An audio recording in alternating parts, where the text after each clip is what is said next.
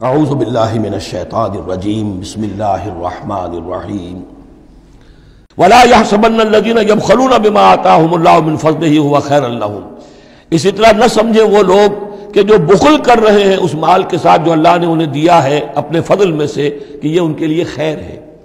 ظاہر بات ہے جب جنگ احد کے لیے تیاری ہو رہی ہوگی، حضور نے کہا ہوگا کہ لاؤ بھائی لوگ اب کچھ پیسے دیں، کوئی مال و اسباب جمع کریں تاکہ اسباب جنگ جو ہے وہ فراہم کیے جائیں۔ اب جو ان میں سے غنی تھے، ان میں سے جن لوگوں نے بخل کیا، اب ان پر اشارہ ہو رہا ہے کہ انہوں نے بخل کر کے بچا لیا، وہ یہ نہ سمجھے کہ یہ کوئی اچھا کام کیا ہے۔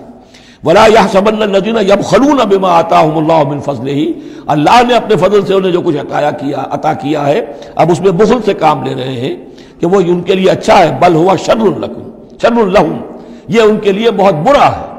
سَيُطَوَّقُونَ مَا بَخِلُوا بِهِ يَوْمَ الْقِيَامَةِ، اسی مال کے توق بنا کر ان کے گردنوں میں پہنائے جائیں گے قیامت کے دن، جو بخل انہوں نے کیا تھا۔ وَلِلَّهِ مِيرَاثُ السَّمَاوَاتِ وَالْأَرْضِ، اور آسمانوں اور زمین کی وراثت بالآخر اللہ ہی کے لیے ہے۔ آج یہ تمہارے پاس ہے، یہ میرے پاس ہے، بالآخر سب کچھ اللہ کے لیے رہ جائے گا، ہم نہیں ہوں گے، ہمارے بعد کسی اور کا، پھر کسی اور کا، اور پھر یہ سارا مال و اسباب ہاتھ بدلتے ہوئے بالآخر میراث تو اللہ کی ہے۔ وَلِلَّهِ مِيرَاثُ السَّمَاوَاتِ وَالْأَرْضِ وَاللَّهُ بِمَا تَعْمَلُونَ خَبِيرٌ، اور جو کچھ تم کر رہے ہو اللہ اس سے باخبر ہے۔ یہاں وہ 18 رکوع مکمل ہو گئے، 6 رکوع جو غزوہ احد کے بیان میں تھے۔ اب 2 کنکلوڈنگ رکوع ہے اس سورہ مبارکہ کے۔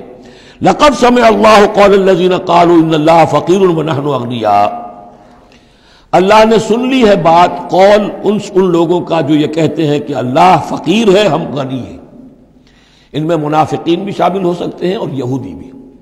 جب حضور کہتے تھے اللہ تعالیٰ کو ضرورت ہے قرض حسنہ دو، تو گویا کہ اللہ تو فقیر ہوا، پھر محتاج ہوا، ہم غنی ہیں، ہمارے پاس دولت ہے۔ سَنَكْتُبُ مَا قَالُوا، ہم لکھ لیں گے جو کچھ انہوں نے کہا ہے۔ بڑا غصہ ہے اس کے اندر، ہم لکھ لیں گے جو کچھ انہوں نے کہا ہے۔ فوراً تو نہیں پکڑتے، لیکن ایک وقت آئے گا کہ جس دن انہیں اپنے اس قول کی پوری جو ہے اس کی سزا مل جائے گی۔ اور صرف یہ نہیں، قتلہم الانبیاء بغیر حق، اور جو نبیوں کو یہ قتل کرتے رہے ناحق، وَنَقُولُ ذُوقُوا عَذَابَ الْحَرِيقِ، اور ہم کہیں گے کہ اب چکھو مزہ اس جلا دینے والے سلگتی ہوئی آگ کا۔ ذَلِكَ بِمَا قَدَّمَتْ أَيْدِيكُمْ، اور یہ سب کچھ ہے تمہارے اپنے ہاتھوں نے جو آگے بھیجا ہے۔ وَأَنَّ اللَّهَ لَيْسَ بِظَلَّامٍ لِّلْعَبِيدِ، اور اللہ تو اپنے بندوں کے حق میں ہرگز ظالم نہیں ہے۔ الَّذِينَ قَالُوا إِنَّ اللَّهَ عَهِدَ إِلَيْنَا، یہ گویا کہ پھر یہود کی طرف رخ ہو گیا ہے، جیسا کہ اس صورت میں پہلے تھا، اس رکوع میں 19ویں میں۔ جو لوگ یہ کہتے ہیں کہ اللہ نے ہم سے ایک عہد لے لیا تھا، اللہ نؤمن لرسول حتی یاتینا بقربان تاکلہ النار، کہ ہم کسی رسول پر ایمان نہ لائیں جب تک کہ وہ ایسی قربانی پیش نہ کرے جسے آگ کھا جائے۔ یہ ابتدائی زمانے میں جیسا کہ میں نے عرض کیا تھا، عہد طفولیت تھا نوع انسانی کا، تو خرق عادت چیزیں بہت ہوتی تھی۔ ان میں سے ایک بات یہ بھی تھی یہود کے ہاں ابتدائی دور میں کہ اگر کوئی شخص قربانی پیش کرتا ہے اللہ کی جناب میں، کوئی بچڑا اس نے ذبح کیا، پیش کر دیا، اللہ کے لیے صدقہ کیا، نذر کیا ہے، تو آسمان پر سے ایک آگ اترتی تھی جو اسے بھسم کر دیتی تھی۔ یہ علامت ہوتی ہے اس کی کہ یہ قربانی قبول ہو گئی۔ جیسے حابیل اور قابیل کے قصے میں ہے کہ دونوں نے کچھ پیش کیا، قربا قربانا فتقبل من احدہما ولم یتقبل من الآخر، ایک کی قبول ہو گئی دوسری کی نہیں ہوئی۔ پتہ کیسے چلا؟ آپ اگر قربانی کرتے ہیں عید الاضحیٰ میں، کس کی قربانی قبول ہوئی کس کی نہیں ہوئی کیا پتہ، یہ تو اللہ ہی جانتا ہے۔ لیکن پہلے ایسی علامات حسی ہوتی تھی کہ پتہ چل جاتا تھا یہ قربانی اللہ نے قبول کر لی۔ تو اسی کے لیے انہوں نے کہا کہ ہم سے تو عہد لے لیا تھا اللہ نے کہ ہم کسی رسول کو جب تک کہ وہ یہ معجزہ نہ دکھائے اس وقت تک نہیں مانیں گے، تو اگر محمد رسول ہے تو یہ معجزہ دکھائیں۔ یہ تھی بات جس کا جواب دیا جا رہا ہے۔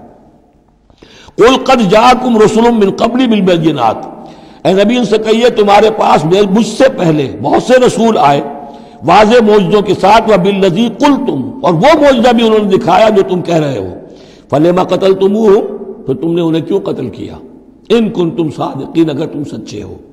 فَإِن كَذَّبُوكَ، پھر اے نبی اگر وہ آپ کو جھٹلا دیں، فَقَدْ كُذِّبَ رُسُلٌ مِّن قَبْلِكَ، تو یہ آپ ہی کے ساتھ معاملہ نہیں ہوا، آپ سے پہلے بھی جو رسول تھے انہیں جھٹلایا گیا۔ گویا کہ یہ تو اس راستے کی ایک عام جو ہے وہ تجربہ ہے جو آپ کو بھی کرنا پڑے گا، جو اس سے پہلے نبیوں کے ساتھ ہوا ہے۔ جاؤ بالبینات، وہ بھی آئے تھے واضح نشانیاں لے کر، واضح معجزات کے ساتھ، والزبر، اور صحیفے لے کر، والکتاب المنیر، اور روشن کتاب لے کر۔ کل نفس ذائقۃ الموت، ہر ذی نفس کو موت کا مزہ چکھنا ہے، ایک دن تو موت آ جائے گی۔ وَإِنَّمَا تُوَفَّوْنَ أُجُورَكُمْ يَوْمَ الْقِيَامَةِ، اور دوسری بات تمہیں لازماً تمہارے اجر پورے پورے دے دیے جائیں گے، انما توفون اجورکم یوم القیامہ، قیامت کے دن۔ فمن زحزح عن النار، تو جو کوئی بچا لیا گیا جہنم سے، آگ سے، وادخل الجنہ، اور داخل کر دیا گیا جنت میں، فقد فاز، وہ کامیاب ہو گیا۔ اللہم ربنا اجعلنا منہم، اللہم ربنا اجعلنا منہم، وما الحیات الدنیا الا متاع الغرور، اور نہیں ہے دنیا کا یہ سارا ساز و سامان مگر دھوکے کی ٹٹی، دھوکے کا سامان۔ اب وہ آیت آ گئی جو سورہ بقرہ کی 19ویں رکوع میں آئی تھی، وَلَنَبْلُوَنَّكُمْ بِشَيْءٍ مِّنَ الْخَوْفِ وَالْجُوعِ وَنَقْصٍ مِّنَ الْأَمْوَالِ وَالْأَنفُسِ وَالثَّمَرَاتِ، صرف یہ کہ صیغہ بدلا ہوا ہے، یہاں مجہول کا صیغہ ہے۔ لَتُبْلَوُنَّ فِي أَمْوَالِكُمْ وَأَنفُسِكُمْ، اے مسلمانوں دوبارہ کان کھول کے سن لو، تمہیں لازماً آزمایا جائے گا، تمہارے مالوں میں بھی اور تمہاری جانوں میں بھی۔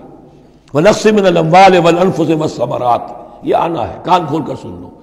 یہ پھولوں کی سیج نہیں ہے، یہ کانٹوں بھرا بستر ہے۔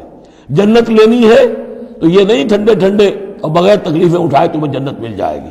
ام حسبتم ان تدخلوا الجنہ ولا تسمعن من الذين اوتوا الكتاب من قبلكم ومن الذين اشركوا اذى كثيرا، اور تمہیں لازماً سننی پڑے گی ان لوگوں سے بھی کہ جنہیں تم سے پہلے کتاب دی گئی تھی، اور ان مشرکین سے بھی اذًا کثیرا، بڑی تکلیف دہ باتیں سننی پڑیں گی۔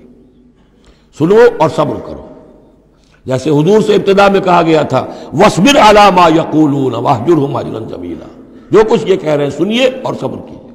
اور ہمیں خوب معلوم ہے، کسی نے آ کر کہہ دیا مجنون ہے، کسی نے کہہ دیا شاعر ہے، کسی نے کہا ساحر ہے، کسی نے کہا مسحور ہے۔ وَلَقَدْ نَعْلَمُ أَنَّكَ يَضِيقُ صَدْرُكَ بِمَا يَقُولُونَ، اے نبی ہمیں خوب معلوم ہے کہ جو کچھ یہ کہہ رہے ہیں، جو کچھ آپ کو سننا پڑ رہا ہے ان کی زبانوں سے، اس سے آپ کا سینہ بھیجتا ہے، آپ کو تکلیف پہنچتی ہے، لیکن صبر کیجیے۔ وہی بات ہے جو کہی جا رہی ہے مسلمانوں سے، وَإِن تَصْبِرُوا وَتَتَّقُوا فَإِنَّ ذَلِكَ مِنْ عَزْمِ الْأُمُورِ، اور اگر تم صبر کیے رہو گے، ثابت قدم رہو گے اور تقویٰ کی راہ اختیار کیے رکھو گے، فَإِنَّ ذَلِكَ مِنْ عَزْمِ الْأُمُورِ، تو یہ بڑے ہمت کے کاموں میں سے ہے۔ صدق اللہ العظیم۔